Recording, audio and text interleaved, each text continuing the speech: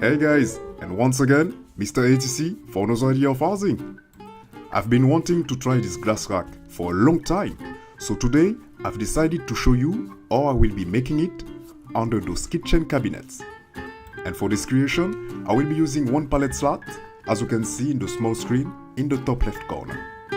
And all this for you at my ATC TV.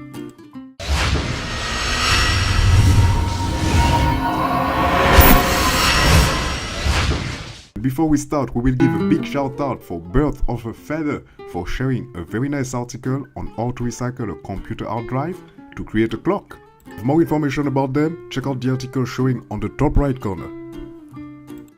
To start, I will have to determine the middle of this slat in order to trace a line that will help me afterward to create an half circle with my compass. Please note that I have decided to use this pattern for my design, but of course, you can use whatever patterns you would like to with your own design. And now that the half circles are made, time to move to my bandsaw to make the cut. Remember that if you are interested in having more information about this bandsaw, I've also created a quick review a few weeks ago that will help you to know more about it. Before using the router, I will use one wine glass to know where exactly I will need to trace a line in order to create the sliding caps.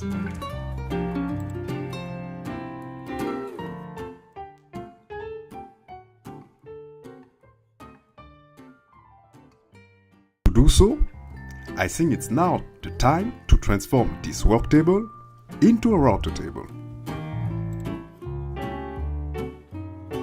I will be first removing the round over bit to start using the straight bit to create those caps.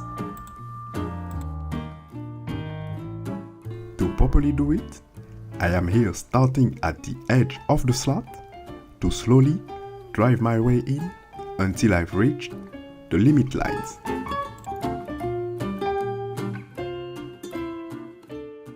Okay, it looks like I'm all done with this part, so now time to double check by using one wine glass.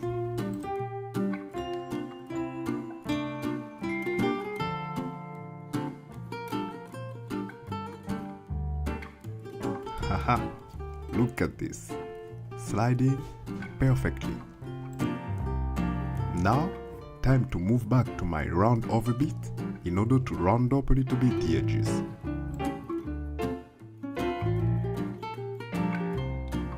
But before that, as I wanted to make sure that all four sides are done at the same time, I'm moving one last time to my bandsaw in order to divide them both.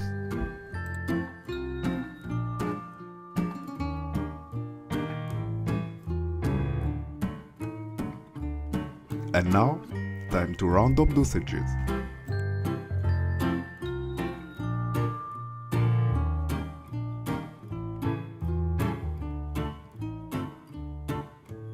Alright, all good to go.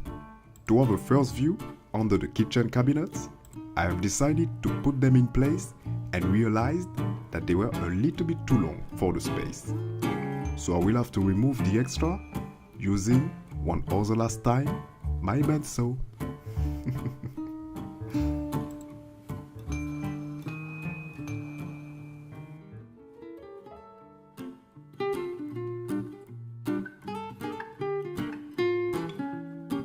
Then now we should be all set.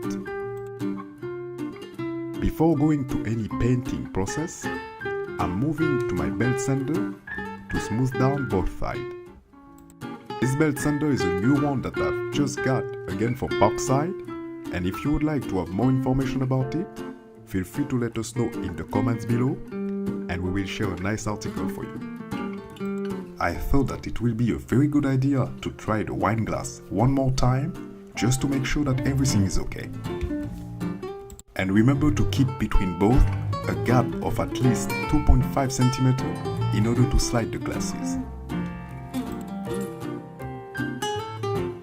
Now to one of my favorite parts, the wood burning, which will create a rustic effect and perfectly match with the kitchen design and color.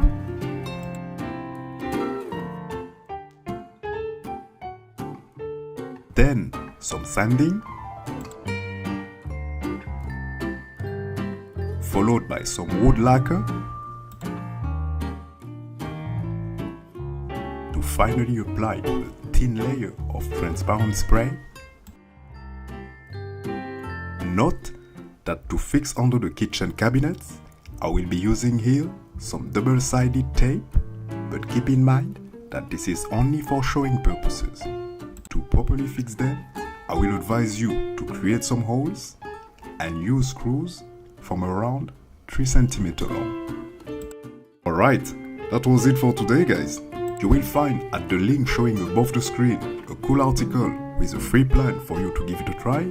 I really hope that you like it. If it's the case, feel free to give us a thumbs up and comment below this video. If you are new to our community, I will then invite you to join us by subscribing just here, and I'll see you again next week for another idea of housing.